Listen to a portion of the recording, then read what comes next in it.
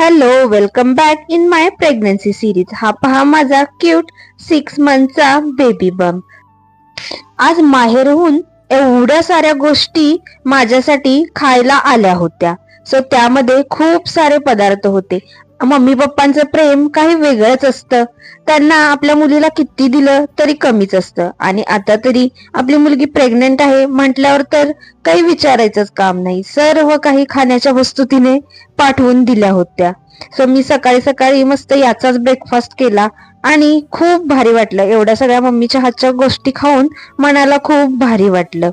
तुमच्या बाबतीत देखील असंच होतं का? कमेंट मध्ये मला नक्कीच सांगा. आपण जरी आई होणार असलो तरी आपल्या आई बाबांसाठी आपण नेहमी छोटं बाळच असतो.